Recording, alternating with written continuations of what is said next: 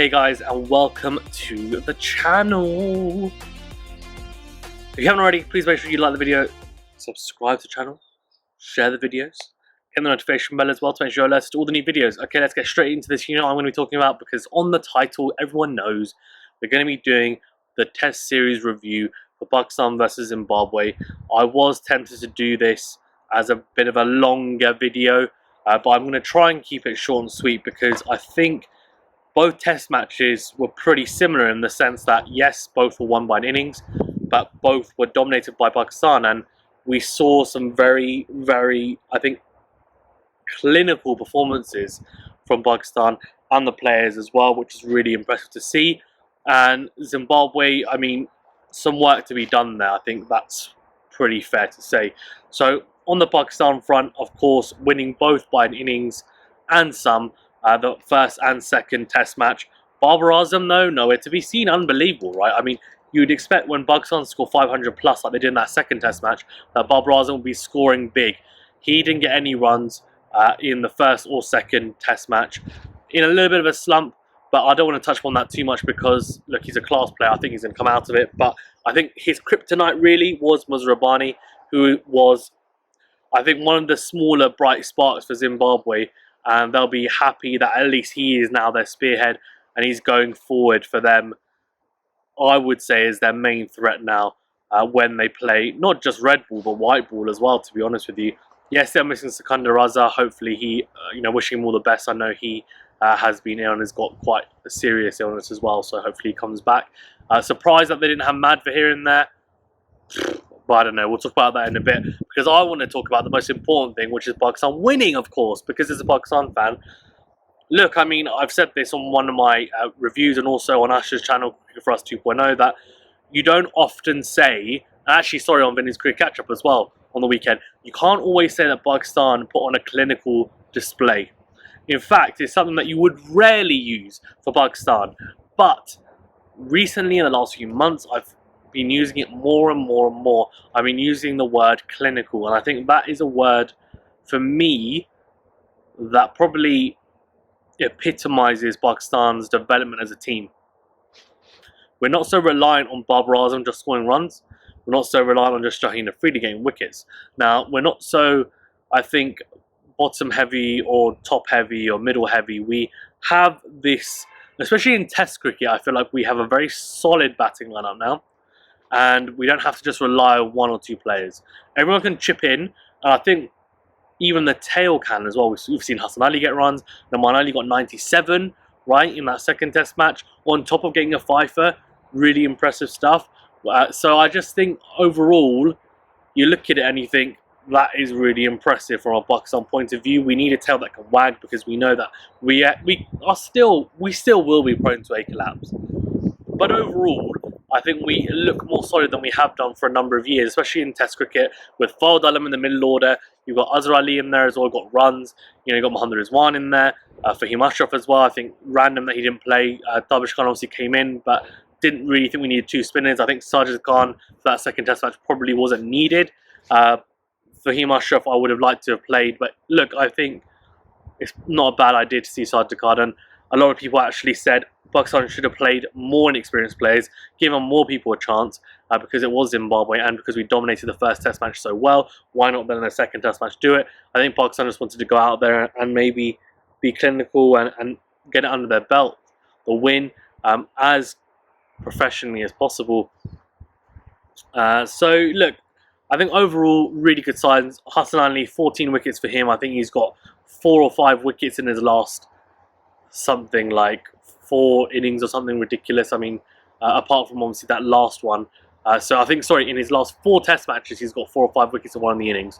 So that was against South Africa and Zimbabwe. The second innings of that second test match, Shaheen Afridi and Naman got 5 each. So we saw 3 fifers in that second test match. And in addition to that, we saw a big boy double 100 by Abid Ali. 250 not out, the joint highest score by a Pakistani in Zimbabwe. So that was really impressive as well. And he carried his bat through, not out, we declared. Again, you don't often see Pakistani declaring, Pakistan even declaring. So that was, again, a really positive sign.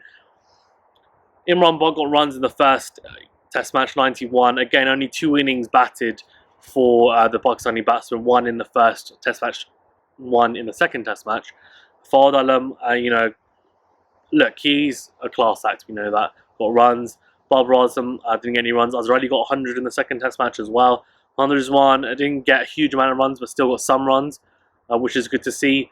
So I think overall, apart from really Babar Azam, everyone got some form of runs, which is positive, I think. And Abid Ali, I won't touch upon him too much because I just think it was a really impressive performance. I don't think there's too much to say negative at all, actually, if anything.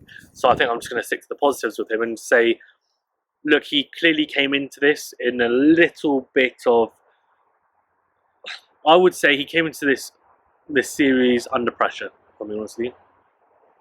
Hadn't scored a huge amount of runs. Yes, we know he's good at home, but away from home he struggled. Now, he came to Zimbabwe, and again, it's not a top team. I understand that. But the fact that he still got 200 on away soil, right, is still very impressive. So I think a lot of props needs to be given to him, and hopefully he continues that form now going forward. He's very assured. He's a type of player that he's a bit shorter in stature, but he seems to have all the shots in the book, really. We know what his main shots are. He's very strong, square the wicket, likes to drive through the covers and down the ground. I think those are kind of his areas, and that's something that I can relate to a little bit as an opening batsman as well. I like driving through the offside, down the ground, the V, or anything of which you should put away anyway as an opener. So yeah, I mean, for him, he definitely looked more. It's funny. I told someone, they said he didn't look as fluent.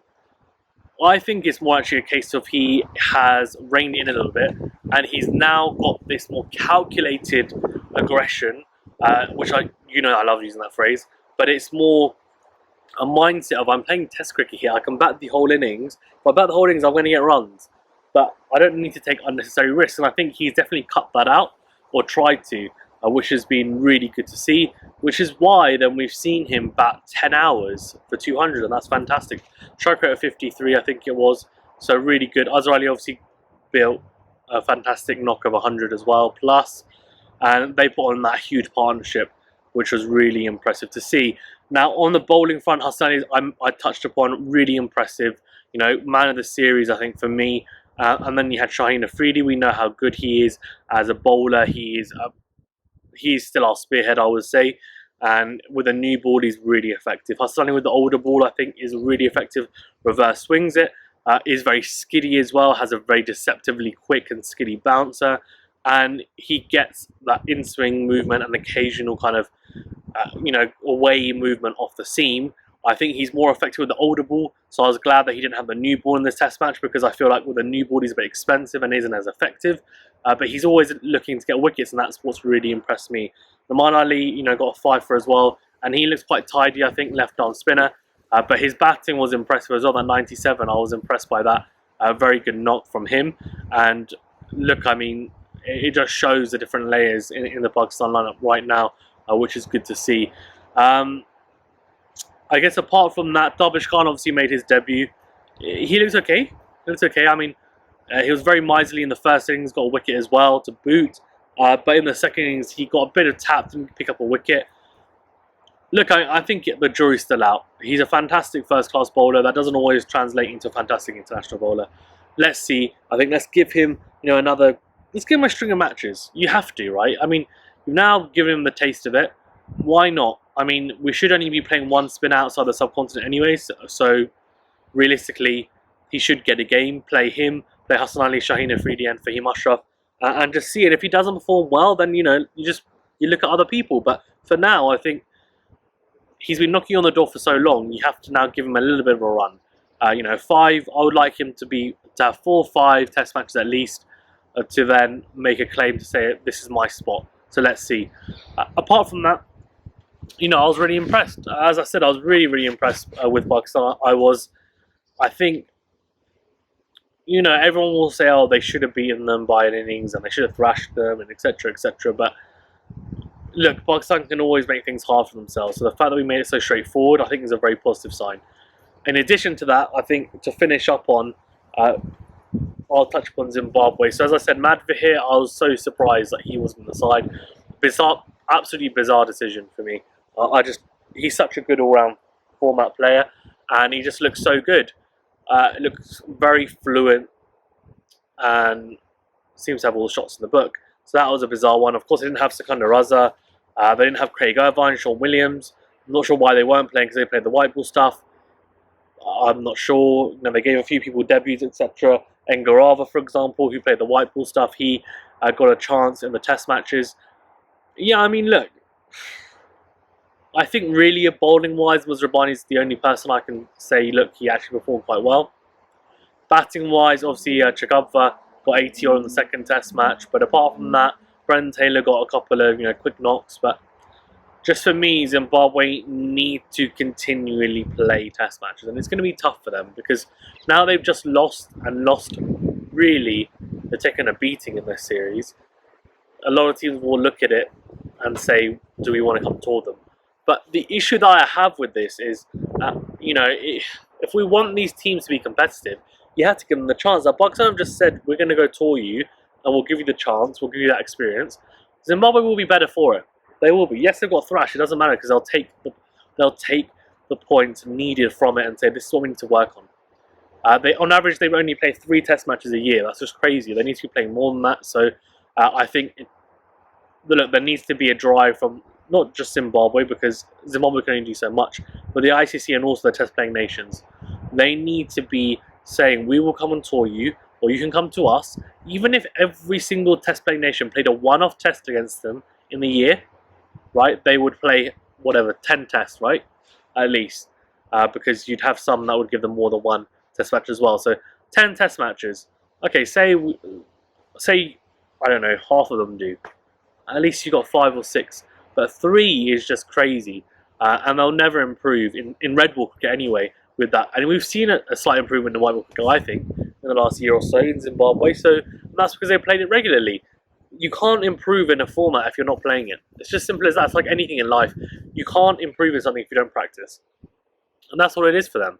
So, I heard Ramiz Raja, my favourite, but he said. He said, oh, Pakistan should have just played an extra test match against South Africa and only one against Zimbabwe. And I totally disagree with that. Because yes, for Pakistan, it's fantastic. Okay, yeah, we play a test match against a so-called, bigger team, and we get bigger exposure to that, etc. Fine, fantastic. But how is Zimbabwe going to improve? And as test playing nation, should we not be looking to make sure that we have as many competitive nations as possible? Or do we want to keep it in this exclusive members club? I mean, it's almost like we've got the test playing nations is an exclusive members club, and then we have an even more exclusive members club, which is the big 3, which is England, Australia, and India. So I think we need to break this this taboo that, we can't play against Zimbabwe, and break this trend that only certain teams can play against other teams. Australia don't seem interested at all in playing really anyone apart from India, England, and New Zealand, really, at the moment. They cancelled Bangladesh, they cancelled South Africa, and it's a case of teams thinking they're too good for other teams. That's what it is. It's that. It's also money as well. Look, if everyone wants to eat, and eat even more than they are doing already, then you've got to make sure that you prep beforehand. Get all the ingredients in place, right, and you do the prep beforehand. And we're not doing that, because with cricket, it's not going to grow. And I go on about this, even so much, but I think it's such an important point to me. We want cricket to grow globally, then you need to give chances to everyone, all teams, give them a chance to grow. Let us try and become a sport like football, where, you can go to pretty much anywhere in the world and everyone knows this is what you're talking about. Everyone knows how it's played. With cricket, there's only a handful of countries that really you can say, this is one of our top 3 sports. So let's hopefully continue to make it grow, and look, let's see what happens. But I was really impressed with Pakistan giving Zimbabwe the chance, impressed with Pakistan's performance, and Zimbabwe, things to learn, of course, but look, going forward, I'm sure they will. So Pakistan obviously winning the test match series 2-0. Unfortunately, not really much cricket now going on apart from the county championship. So yeah, let's hope that we get international cricket and also a resumption of other cricket as well as soon as possible. Okay, thank you very much guys for tuning in. Please remember to like this video, subscribe to the channel, and of course hit the notification bell as well to get alerted to all the new videos. And yeah, I'll see you soon. Thank you very much.